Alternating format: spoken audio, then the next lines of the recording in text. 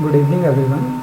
I am PrinceMehra and I will be speaking about currency wars that various countries indulge in, how it works and how it impacts us. A currency war is when a country's central bank uses expansionary monetary policies to deliberately lower the value of its national currency. This strategy is also competitive devaluation. Purpose of this currency war is countries engage in country wars to gain a comparative advantage in international trade. When they devalue their currency, they make their exports less expensive in foreign markets. Businesses export more, become more profitable, and create new jobs. As a result, the country benefits from stronger economic growth. Currency wars also encourage investment in national assets. The stock market becomes less expensive for foreign investors. Foreign direct investment increases as countries' business become more relatively cheaper. Foreign companies may also buy up natural resources. And how it works? Exchange rates determine the value of currency when exchanged between countries. A country in a currency war deliberately lower its currency value. The countries with fixed exchange rates typically just make an announcement. Other countries fix their rate to the US dollar because it's global reserve currency. However, most countries are on flexible exchange rate. They must increase the money supply to lower their currency value. When supply is more demand, the value of currency drops. Central bank has many tools to increase the money supply by expanding credit. It does this by lowering interest rate for intra-bank loans, which affect loans to consumers. Central bank can also add credit to reserves of the nation's bank. This is concept behind open market operation and quantitative easing. A country's government can also influence the currency's value with expansionary fiscal policy. It does this by spending more on cutting taxes.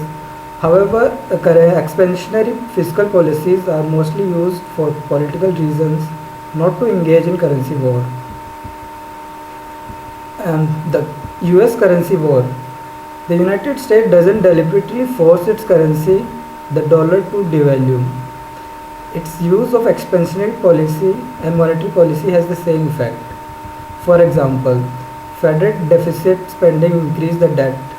That exerts a downward pressure on dollar by making it less attractive to hold. However, 2008 and 2014, the Federal Reserve kept federal fund rate near zero, which increased credit and the money supply.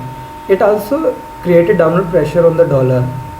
But the dollar has retained its value despite these expansionary policies. It has unique role as the world's reserve currency. Investors tend to buy it during uncertain economic times as safe haven. As an example, the drastic oil prices drop during 2014 and 2016 may caused a mini recession. Investors flocked to dollar, which caused the dollar value to increase by 25%. European Union. In the European Union entered the currency war in 2013. It wanted to boost its exports and fight deflation. The European Central Bank lowered its rate to 0.25% on November 7, 2013. This action drove the euro to dollar conversion rate to $1.3366. By 2015, the euro could only buy $1.05. Many investors wondered whether the euro would survive as a currency. In 2016, the euro weakened as a consequence of Brexit, where residents of United Kingdom voted to exit the European Union. However, when dollar weakened 2017, the euro rallied. And impact on the other countries. These wars increased the currency value of Brazil and other emerging market countries. As a result, world commodity price rose.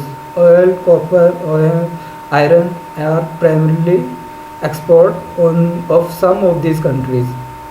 When prices rises for these commodities, demand begin to fall, causing economic slowdowns for exporting countries. India's former central bank governor Raghuram Rajan criticized the United States and other involved in currency wars. He claimed that this export inflation to the emerging market economies. Rajan had raise India's prime rate, the rate for borrowers with very high credit ratings, to combat the inflation of its currency, risking a reduction in economic growth. And now I will be talking about how it affects you. The currency wars lower export prices and spur economic growth, but they also make imports more expensive that hurts consumers and adds to inflation. In 2010, currency wars between United States and China resulted in higher food prices. China buys US treasuries to keep its currency value low. This affects US mortgage rates by keeping them down, making home loans more affordable. This is because treasury notes directly impact mortgage interest rates. If demand for treasury is high, their yield is low. This causes banks to lower their mortgage rate. Financial institutions saw this because treasuries and mortgage products compete for similar investors. Banks have to lower mortgage rates whenever treasury yields decline or risk losing investors. Inflation. Currency wars do create inflation, but not enough to lead to violence as some have claimed. The 2008 food riots were caused by commodity speculators. As global financial crisis pummeled stock market prices, investors fled to commodities market. As a result, oil prices rose to a record of $145 a barrel in July, driving gas prices at $4 a gallon. This asset bubble spread to wheat, gold, and other related future markets. Food prices skyrocketed worldwide. It's unlikely next currency war would create a crisis worse than that in 2008. Alarmists point to several indications that one is imminent. But a dollar decline is not a collapse. A dollar could collapse only if there were viable alternatives to its role as a world currency reserve.